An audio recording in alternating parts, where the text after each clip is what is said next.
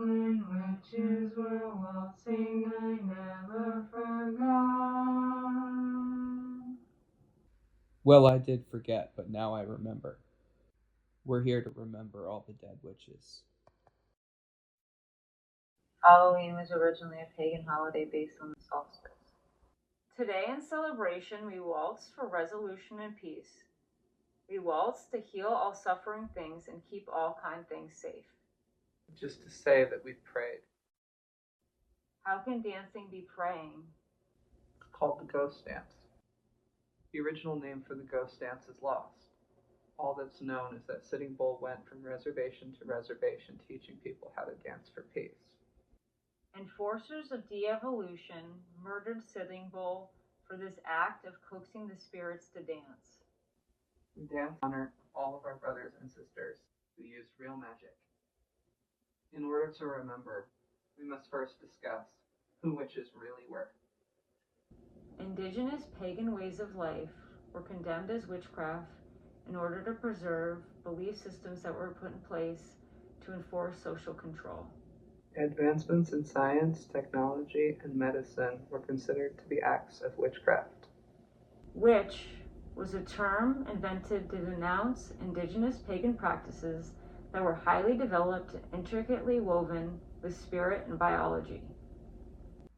Embracing the intertwined nature of spirit and biology results in cooperative evolution, which is the sustainable, symbiotic progression of all life. They've edited out cooperative evolution.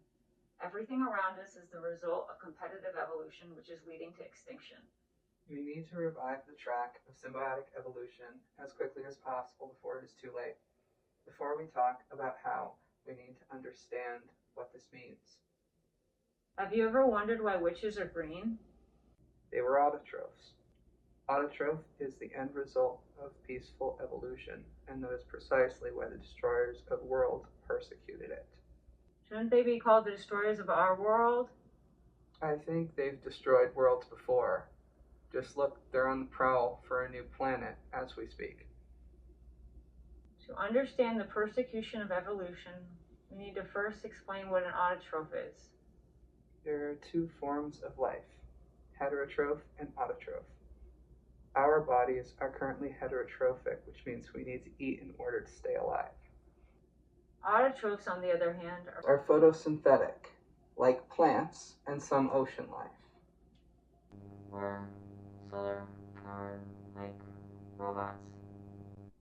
You cannot enslave autotrophs because they're not biologically shackled to the food chain. Most animals are slaves to a biological machine called the digestive tract. Right now, life consumes life instead of growing alongside all existence and flourishing together. If they can engineer cows to belch less methane and goats to produce spider silk out of their udders, who's to say that science cannot progress to make all life autotrophic, or at the very least just us?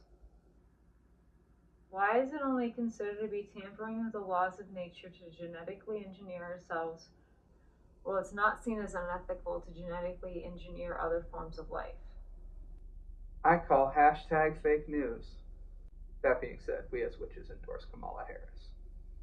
We already terraformed the earth. Now it's time to terraform ourselves to fix what we broke.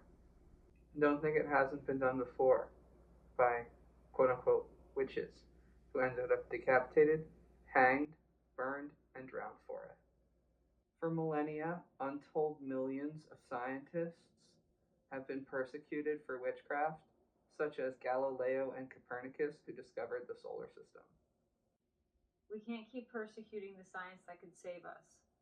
Scientists need to invest in studying the microbiomes of the autotrophic animals that live in the ocean so that we can become autotrophs. Again, just to We clarify. don't necessarily mean you, we mean us. Specifically. But you can join us. Becoming an autotroph needs to become an option for the willing.